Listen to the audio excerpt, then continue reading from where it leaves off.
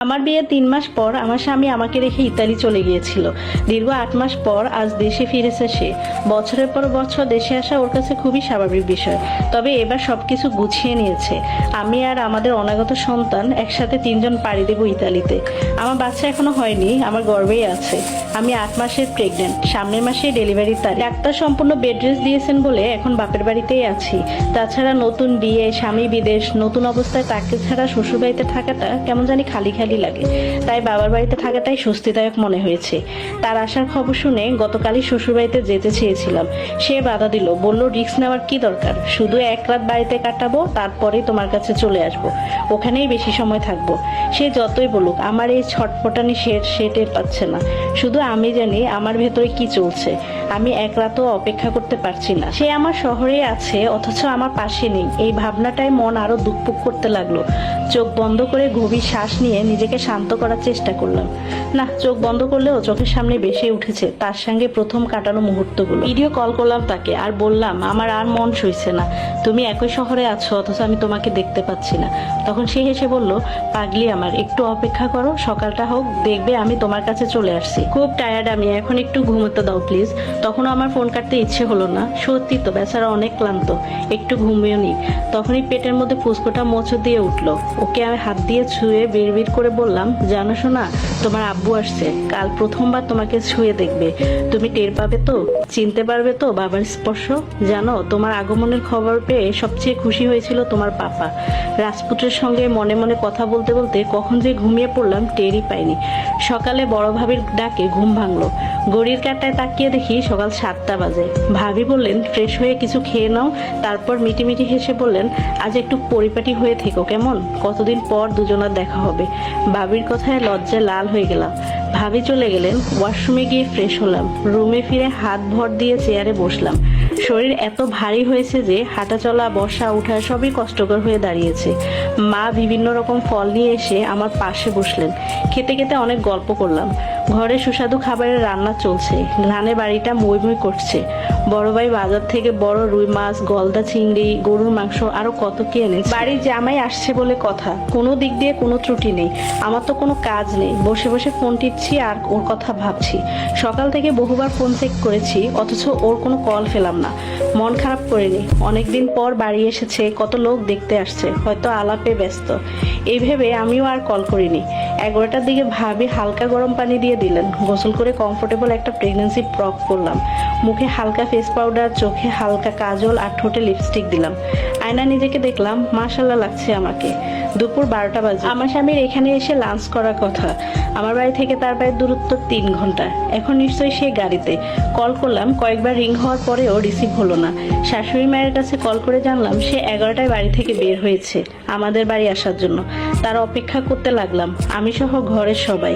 অপেক্ষা করতে করতে 2টা পার হয়ে গেল, এখনো আসেনি। কল করছি একাধারে সবাই, কিন্তু সুইচ অফ। আমার মুখ নিভে গেল। দুনিয়ায় যত রকমের বিপদ আপদ আছে সব একে একে মনে পড়তে লাগলো। আমার বেহাল অবস্থা দেখে মা আমাকে ধরে বসালেন, বুঝালেন রাস্তাঘাটে কত ঝামেলা হয়, জ্যাম থাকে, সময়ও যায় মাঝে মধ্যে। টেনশনের কিছুই নেই, তোর শাশুড়ি তো বলছে চলে আসবে দেখিস। না, আমার মায়ের কথা ঠিক হয়নি। সন্ধ্যা পেরিয়ে এসার সময় হতে গেল, তার খোঁজ নেই এখনো। শ্বশুর বাড়ি আর আমার বাড়ি সবাই যোগাযোগ করার চেষ্টা করছে, কিন্তু কেউ পারছে না। অবশেষে আমার 2 ভাই থানায় গেলেন। আমার দেবর, শ্বশুর সহ ওখানের অনেক লোক সবাই এক হয়ে সবাই মিলে থানায় জিডি করলেন। আমার আপন চাচা সেনাবাহিনীর উচ্চ পদে আছে, তিনি তার পরিচিত পুলিশ অফিসারদের দিয়ে শহরের বিভিন্ন জায়গায় চেকপোস্ট বসিয়েছেন। আমি নামাজ পড়লাম, জানামাজে বসে কাঁদতেই আছি, কেঁদে কেঁদে দোয়া করছি, আল্লাহ আমার স্বামীকে সকল ধরনের বিপদ থেকে রক্ষা করো। সে যেখানেই থাক তাকে সুস্থভাবে আমার কাছে ফিরিয়ে দাও। এমনিতেই প্রেগনেন্ট, তার উপর মনের মধ্যে যে কি যাচ্ছে তা বলার মতো নয়। সবাই ঘিরে বসে পজিটিভ বোঝাচ্ছে আমাকে, টেনশন না করতে বলছে, কারণ বেশি টেনশন করলে বাচ্চার ক্ষতি হবে।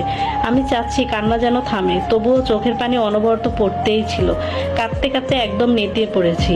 প্রেশার হাই হয়ে গেছে। ডাক্তারকে কল করে নিয়ে আসছিল ভাবি। ডাক্তার ওষুধ দিয়েছে, ঘুমাতে বলছে, কিন্তু আমি সন্ধ্যা থেকে না ঘুমিয়ে আছি। ঘুম না আসলে জোর করে তো আর ঘুমাতে পারবো না।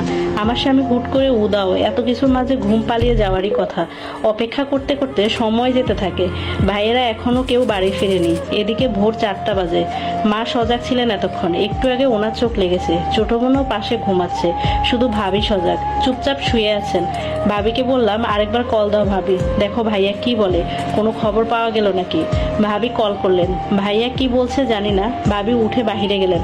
ভাবি চলে যাওয়া দেখে আমার মনে সন্দেহ লাগছে। আমি ধীরে ধীরে খাট থেকে নামলাম, দরজার পাশে পর্দার আড়ালে গিয়ে দাঁড়ালাম। ভাবি কথা বলছেন আস্তে আস্তে, আমি কিছুই বুঝতে পারলাম না। তখনই প্রস্রাবের বেগ পেল প্রচুর, ওয়াশরুমে ঢুকলাম। তখনই মা ডাকলেন, সুমাইয়া তুমি কই? জবাব দিলাম, মা আমি ওয়াশরুমে আছি। মিনিট দুয়েক পর দেখি মা রুমে নেই। বারান্দায় বের হলাম, দেখি ভাবি আর মা অন্য রুমে ফিসফিস করে কথা বলছেন। তাদের এসব লুকোচুরি দেখেই আমার ভয় বাড়ছে। কি এমন কথা তারা এরকম আমাকে এড়িয়ে গিয়ে বলছে, শুনতেই হবে আমার। আমি চুপ পায়ে হেঁটে পর্দার আড়ালে গিয়ে দাঁড়ালাম। স্পষ্ট শুনতে পেলাম ভাবি বলছে, সুমাইয়ার এই অবস্থা যদি সে শুনে নিশান তাকে ঠকিয়ে অন্য একটা মেয়েকে নিয়ে পালিয়ে গেছে, তার অবস্থা কি হবে মা, বুঝতে পারছেন? কথাটা শুনে আমার শরীর ভূকম্পের মতো এক ঝাঁকুনিতে কেঁপে উঠল।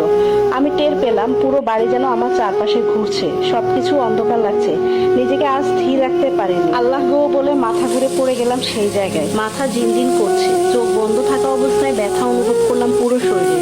চোখ খুলতে গেলে কষ্ট হলো, তবু আস্তে আস্তে বন্ধ চোখ খুললাম। নিজেকে অচেনা একটা জায়গায় দেখে চমকালাম। চারদিকে চোখ ঘুরিয়ে বুঝলাম আমি হাসপাতালে। চট করে মনে পড়তে লাগলো রাতের ঘটনা। কলিজা কাঁপতে শুরু করলো। ধরপড় করে উঠার চেষ্টা করে ব্যথা পেলাম। স্যালাইন লাগানো আমার হাতে। পেটে হাত দিয়ে আমার আত্মা শুকিয়ে গেল। পেটে আমার মানিক নেই, পেট খালি। জোরে কান্না করে দিলাম। ঠিক তখনই নার্স আসলো রুমে। জিজ্ঞেস করলাম, আমার মা কই, আমার বেবি কই? নার্স বলল, আপনি কেবিনে আছেন, আপনার বাড়ির সবাই আছে এখানে। তখন আমি বললাম, আমার বাচ্চা, পেট খালি কেন আমার? নার্স চুপ থাকলো। আমি হ্যাঁচকা টান দিয়ে স্যালাইনের সুচ খুলে উঠলাম। নার্স শক্ত করে আমাকে ধরে রাখার চেষ্টা করেও পারলো না।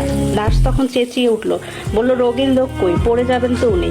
আমি চিৎকার করলাম, মা। ভাবি দৌড়ে এসে আমাকে ধরলেন, তুমি উঠছো কেন? আমি বললাম, আমার ছেলে কই ভাবি? তখন সে বলল যে সে আছে, তুমি বসো তো এখানে, বসো। তোমার যা অবস্থা, এই অবস্থায় উঠছো কেন? দেখো তো হাতে রক্ত বের হচ্ছে। মা আমার দিকে তাকাচ্ছে না, মুখ ঘুরিয়ে আছেন। কেঁদে কেঁদে ডাকলাম মাকে, আমার দিকে তাকাও মা, মুখ ঘুরিয়ে আছো কেন? মা এসে আচমকা আমার হাত ধরে কাঁদতে লাগলেন। আমি স্তব্ধ, কিছু টের পাচ্ছি, আমার শরীরও কাঁপছে। তখন আমি মাকে বললাম, কি হয়েছে মা, খুলে বলো, তুমি কোনো টেনশন রেখো না। ভাবি আমার মাথায় হাত বুলাতে বুলাতে বললেন, দেখো আমার হাতে কিছু নেই, সব আল্লাহর হুকুমে হয়। কাল রাতে তুমি এমন জোরে ফ্লোরে পড়েছিলে যে ভিতরে থাকা বাচ্চার চাপ সহ্য হয়নি। ডেলিভারি ডেট নিকটে হয়, আগে ভাগেই প্রসবের প্রক্রিয়া শুরু হয়ে যায়। হাসপাতালে নেওয়ার আগেই বাচ্চার মাথা নিচের দিকে নেমে আসে।